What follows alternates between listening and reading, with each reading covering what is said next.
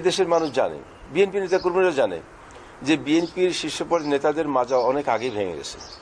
BNP নামক এই দলটির মাজা ভাঙা বলে তারা ঘরে উঠেছে। এরা আবার মাজা সোজা করে কি দাঁড়াবে? কর্নেল ওলি আহমেদ ওখানে জনসভা, তার এলাকায় জনসভা বলছিল এই খালেদা জিয়া তারেক জিয়াই মা বেটা মূলে দেশটা খেলো গিলা, এবং এটাও বলছিল যে এই দুইটাই হচ্ছে দেশ ধ্বংসের পিছনে মূল কারণ।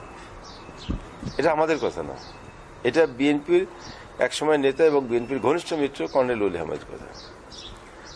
এই সমস্ত তাদের দলেরই, তাদের মিত্রদেরই যেখানে অজস্র এরকম উক্তি আছে এই বিএনপির নেত্রী তারেক রহমানের বিরুদ্ধে, সেই জায়গাটা এখন নতুন করে মির্জা ফখরুলরা একেবারে পুত পবিত্র সাধু সেজে কথা বলে জনগণকে বিভ্রান্ত করার চেষ্টা করছে। এগুলো কোনো লাভ নেই।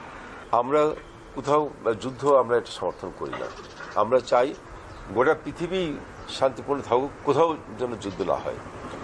আপনারা লক্ষ্য করেছেন যে যখন ফিলিস্তিনিতে গাজায় ফিলিস্তিনিদের উপরে যখন বর্বরচিত ইসরায়েলে হামলা হয়েছে, গণহত্যা হয়েছে, সেটার বিরুদ্ধে আমাদের মাননীয় প্রধানমন্ত্রী শেখ হাসিনা কিন্তু উনি প্রতিবাদ করেছেন।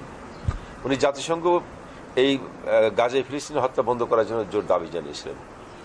মাননীয় প্রধানমন্ত্রী বিশ্বের বড় বড় রাষ্ট্রপ্রধানদের, সরকার প্রধানের সঙ্গে যখন বৈঠক করেছেন, তখনও কিন্তু এই ফিলিস্তিনের যুদ্ধ বন্ধ করার জন্য আহ্বান জানিয়েছিলেন। রাশিয়া ইউক্রেন যুদ্ধ বন্ধের জন্য উনি আহ্বান করেছিলেন।